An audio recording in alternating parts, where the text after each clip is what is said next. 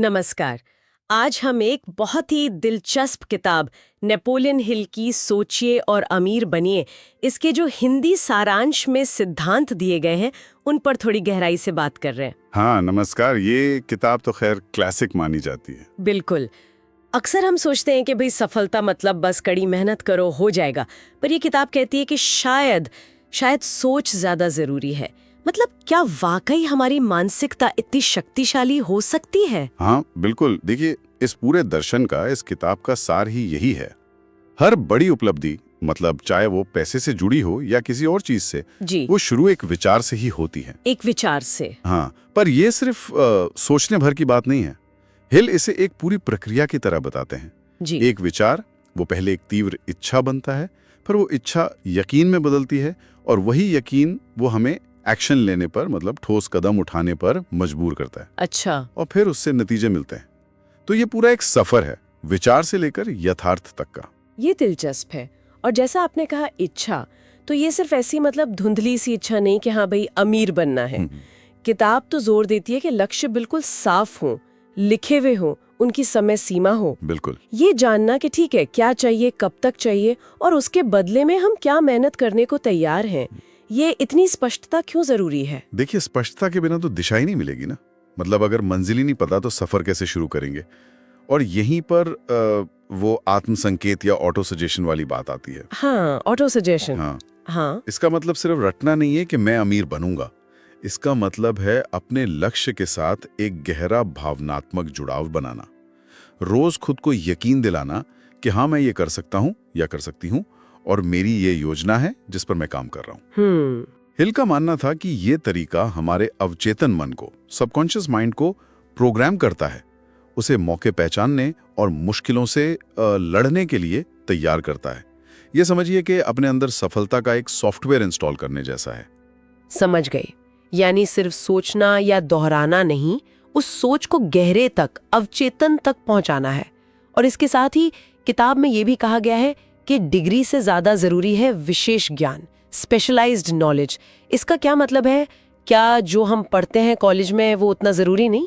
नहीं, ऐसा नहीं कि वो बेकार है, पर हिल का तर्क ये है कि जिस भी फील्ड में, जिस क्षेत्र में आपको सफलता चाहिए, उसका गहरा और प्रैक्टिकल, व्यवहारिक ज्ञान ज्यादा मायने रखता है। अच्छा। और वो ज्ञान हासिल करने के बाद एक ठोस योजना बनाना और फिर तुरंत उस पर काम शुरू करना, ये बहुत जरूरी है। यहाँ तुरंत पर बहुत जोर है। तुरंत एक्शन। हाँ, बिना एक्शन के तो अच्छे से अच्छा विचार भी बस विचार ही रह जाता है। योजना बनाना पहला कदम है, पर उस पर चलना ही असली काम है। और जाहिर है जब एक्शन लेंगे तो कभी कभी चीजें वैसी नहीं होंगी जैसी सोची थी, असफलता भी मिलेगी। इस पर किताब का नजरिया काफी सकारात्मक है कि असफलता अंत नहीं है बल्कि एक सबक है। बिल्कुल सही। ये कहा गया है कि हर असफलता अपने साथ उतने ही बड़े या उससे भी बड़े फायदे का बीज लेकर आती है।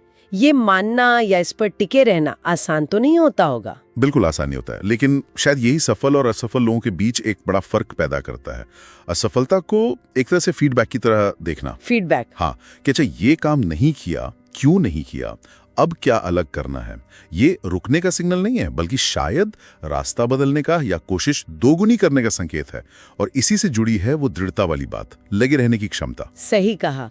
और शायद इस सफर में अकेले चलना भी मुश्किल हो सकता है, इसीलिए वो मास्टरमाइंड ग्रुप का विचार भी है शायद। हाँ बिल्कुल। ये क्या है? मतलब सिर्फ अच्छे दोस्त बनाना या कुछ और? नहीं, ये उससे कहीं गहरा है। हिल के अनुसार जब दो या दो से ज्यादा लोग एक जैसे लक्ष्य के लिए पूरी तरह तालमेल बिठाकर काम करते हैं, तो वो मिलके एक अदृश्य लेकिन बहुत शक्तिशाली तीसरे दिमाग को जन्म देते हैं। तीसरा दिमाग? हाँ, एक सिनर्जी बनती है। ये सिर्फ नेटवर्किंग नहीं है, ये विचारों का, ज्ञान का और एक तरह की सकारात्मक ऊर्जा का तालमेल है। सोचिए जैसे दो बिजनेस पार्टनर हैं, वो लगातार अपनी चुनौतियां, अपने आइडियाज शेयर करते हैं, एक दूसरे को सपोर्ट करते हैं। ये जो सामूहिक ऊर्जा बनती है ना, वो आपको अकेले के मुकाबले ज्यादा तेजी से आगे बढ़ा सकती है। ये तो वाकई बहुत दिलचस्प बात है।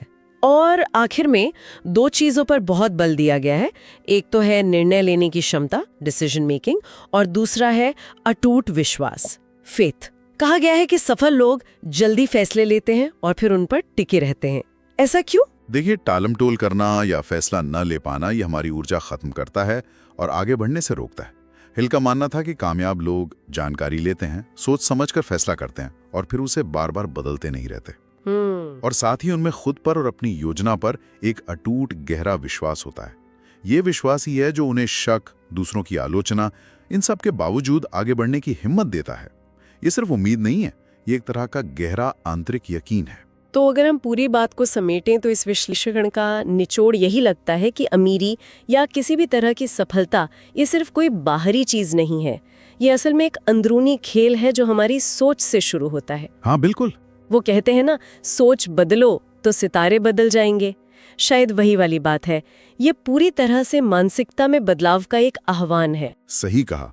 और ये बात सोचने पर मजबूर करती है कि अगर इन सारे सिद्धांतों में से हम सिर्फ एक को भी पकड़ लें, मान लीजिए वो अटूट विश्वास वाली बात, या फिर वो तुरंत फैसला लेकर काम शुरू करने की आदत, और उसे लगातार अपनी जिंदगी की हर चुनौती पर लागू करें,